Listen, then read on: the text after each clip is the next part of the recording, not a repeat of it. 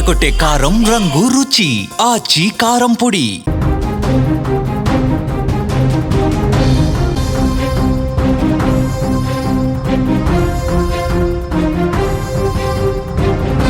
America అధ్యక్షుడు Donald Trump కి చుక్కలు చూపిస్తున్నాయి ఐరోపా దేశాలు. నిన్న మొన్నటి వరకు విర్రవీగినటువంటి ట్రంప్ తమ మిత్ర దేశాలను, ఐరోపా దేశాలను కూడా సుంకాల పేరుతో బెదిరించేటువంటి ప్రయత్నం చేసినటువంటి ట్రంప్ కి ఇప్పుడు దిమ్మ తిరిగే షాకిస్తున్నాయి. ప్రపంచం ఒక యుద్ధ క్షేత్రంగా మారుతుందా అనే సందేహాలు కలుగుతున్నాయి. ఇప్పుడు దానికి అవుననే అంటున్నాయి ఐరోపా దేశాలు. ఎక్కడ కాంప్రమైజ్ కావట్లేదు. అమెరికా అధ్యక్షుడు ట్రంప్ గ్రీన్లాండ్ ను బలవంతంగానైనా స్వాధీనం చేసుకుంటామని చేసిన ప్రకటన ఇప్పుడు దుమారం రేపుతుండగా, దీనిని కేవలం ఒక భూభాగం సమస్యగా కాకుండా అంతర్జాతీయ చట్టాల ఉల్లంఘనగా యూరప్ దేశాలు ఇప్పుడు పరిగణిస్తున్నాయి. ఇంకా ఒక బ్రిటన్ లో అనుకుంటా ఒక ఎంపీ డైరెక్ట్ గా ట్రంప్ ఒక అంతర్జాతీయ గ్యాంగ్స్టర్ అంటూ సంబోధించి తీవ్ర స్థాయిలో ఆగ్రహాన్ని వ్యక్తం చేశాడు. స్విట్జర్లాండ్ లోని దావోస్ లో జరుగుతున్న సదస్సులో దీనిపై పెద్ద ఎత్తున నిరసన వ్యక్తమైంది. ఆయన ఊహించలేదు ట్రంప్ కూడా. అదేంటి యూరప్ దేశాలు, మన మిత్ర దేశాలు అన్ని మనం చెప్పినట్టుంటే మనంతా కలిసి ఉంటాం అని చెప్పేసి అనుకున్న దేశాలే దావోస్ లాంటి పర్యటనలో మన మీద ఇంత ఆగ్రహాన్ని వ్యక్తం చేస్తున్నారంటే పబ్లిక్ గానీ ఆయన కూడా అర్థం కానట్టుంది కాసేపు. ఫ్రాన్స్ అధ్యక్షుడు ఎమాన్యుయల్ మ్యాక్రాన్ తన ప్రసంగంలో ఏమన్నాడంటే ట్రంప్ పైన సూటిగా దాడి చేశారు. ప్రపంచంలో సామ్రాజ్యవాద కోరికలు మళ్లీ పుట్టుకు వస్తున్నాయి, బలవంతుడిదే రాజ్యం అనే పరిస్థితి కనిపిస్తుంది అని ఆయన మండిపడ్డారు. ట్రంప్ అనుకుంటా అమెరికా విధిస్తున్న అడ్డు అదుపు లేని సుంకాలు ఎదుర్కోవడానికి యూరప్ వద్ద ట్రేడ్ బజూకా అనే బలమైనటువంటి ఆయుధం ఉందని ఆయన గుర్తు చేశారు. ఇతర దేశాలు యూరప్ మార్కెట్ లోకి రాకుండా అడ్డుకునే కఠిన విధానమే ఈ ట్రేడ్ బజూకా. అవసరమైతే దీనిని ట్రంప్ పై ప్రయోగిస్తామని మెక్రాన్ హెచ్చరించారు. అంటే యూరప్ దేశాలన్నీ కూడా ఒక లైన్ మీద ఉంటాయి. వారు కావలసినటువంటి వాణిజ్య సంబంధాలు, ఆర్థిక సంబంధాలు అన్నింటి కూడా వాళ్ళు జోనర్లోనే చేసుకుంటారు, అమెరికాను పక్కన పెట్టేస్తారు. కెనడా ప్రధాని మార్క్ కార్నీ కూడా ఆయన ఏం చెప్పారంటే, ఆయన ప్రసంగిస్తూ ఆవేదన వ్యక్తం చేస్తూ ప్రస్తుతం అంతర్జాతీయ చట్టాలను పాటిస్తే సురక్షితంగా ఉంటామనే గ్యారంటీ లేదని అన్నారు. శక్తివంతమైనటువంటి దేశాలు ఆర్థిక బలాన్ని ఆయుధంగా వాడుకుంటూ చిన్న దేశాలను అణిచివేస్తున్నాయంటూ కూడా ఆయన విమర్శించారు. గ్రీన్లాండ్ విషయంలో డెన్మార్క్ కు కెనడా పూర్తి మద్దతు ప్రకటించింది. వారందరికీ కూడా అమెరికా బుద్ధి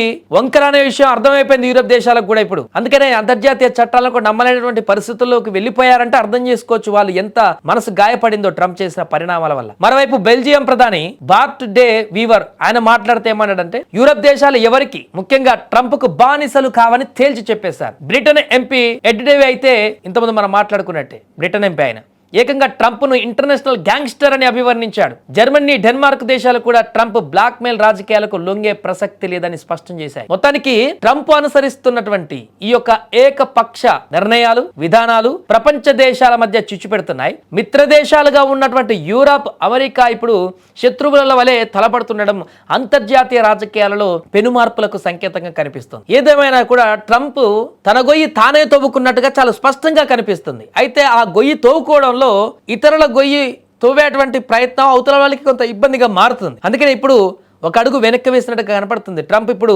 దెబ్బకే ఈ యొక్క నిరసనను లేకుంటే యూరప్ దేశాలన్నీ ఏకతాటి పైకి వచ్చి ఇక ట్రంప్ సంగతి చూద్దామని చెప్పేసి వాళ్ళు దావోస్ వేదికంగానే ఇంత కఠినమైనటువంటి వ్యాఖ్యలు చేసిన తర్వాత జడుసుకున్నటువంటి ట్రంప్ ఇప్పుడు ఆల్ ఆఫ్ సడన్ లో నిన్న రైట్ ఇక యూరప్ తోని మాకు సయోధ్య వచ్చేసింది, వాళ్ళ మీద విధించాలనుకున్నటువంటి 10 నుంచి 20% సుంకాలు వీళ్ళందరినీ కూడా భయపెట్టాడు. యూరప్ దేశాల మిత్ర దేశాలు కూడా వాళ్ళ మీద ఏది గ్రీన్లాండ్ విషయంలో ఒప్పుకోవట్లేదని చెప్పేసి ఫస్ట్ బెదిరించే ప్రయత్నం చేశాడు మిత్ర దేశాలని, యూరోప్లను కూడా. ఆ తర్వాత సుంకాలు పెంచుతున్నాం 10 నుంచి 20 అంటూ కూడా అల్టిమేటం జారీ చేసినాడు. ఇప్పుడు ఇక ఇదంతా కాదుగా ట్రంప్ కథ వేరే ఉందని చెప్పేసి వీళ్ళందరూ మాట్లాడుకొని ట్రంప్ సంగతి చూద్దామని డిసైడ్ అయిన తర్వాత ఇప్పుడు దెబ్బకి జడుచుకొని ఇక మేము అంతా ఒక రాజుకి వచ్చేసినాం, ఇప్పుడు ట్రంప్ 10 నుంచి 20% సుంకాలు పెంచుకునేటువంటి నిర్ణయాన్ని మేము వెనక్కి తీసేసుకుంటున్నాం, ఓకే ఇప్పుడు కొంత మేము అనుకున్నటువంటి లక్ష్యానికి చేరుకున్నాం అనేటువంటి కొత్త పలుకు పలికాడు నిన్న సభలో. అంటే చూడండి, అందితే జుట్టు లేదంటే కాళ్ళు అనేటువంటి రీతిలో ట్రంప్ వ్యవహార శైలి అనేది ఇప్పుడు ఎంత దారుణమైనటువంటి పరిస్థితులకు తీసుకువస్తుందో. దీనివల్ల ఎక్కువ నష్టపోయేది అమెరికానే.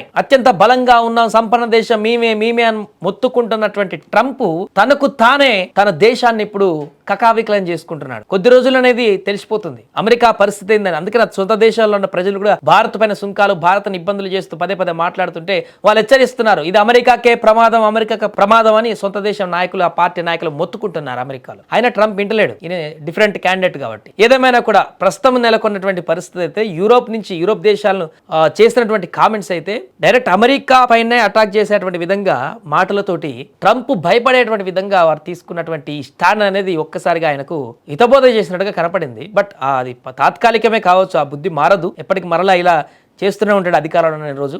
ప్రస్తుతానికైతే ఈ నిర్ణయాలు అనేటివి ఒక్కసారిగా కొంత ట్రంప్ని తగ్గేలా చేసినట్టు కనపడుతున్నాయి. యూరోప్ దేశాలన్నీ కూడా ఒక తాటిపైకి రావడం. కానీ ఇంతటితో నాగారు ఆ యూరోప్ దేశాలు, వాళ్ళు చాలా ప్లాన్డ్గా ఉంటారు, పర్ఫెక్ట్గా ఉంటారు. ఎందుకంటే చట్టాలనే ఇక నమ్మేటువంటి పరిస్థితి లేదు మేము అనేటువంటి స్థితికి వచ్చారంటే అర్థం చేసుకోవచ్చు వాళ్ళు రాబోయే ఫ్యూచర్ని ఏ రకంగా హ్యాండిల్ చేద్దాం అనుకుంటున్నారు. కాబట్టి ఇంకా మళ్ళీ రెచ్చగొట్టేటువంటి ప్రయత్నాలు చేస్తే ట్రంప్ ఖచ్చితంగా యూరోప్ దేశాల నుంచి తీవ్రమైనటువంటి పరిణామాలే రాబోతున్నట్టుగా కనపడుతుంది.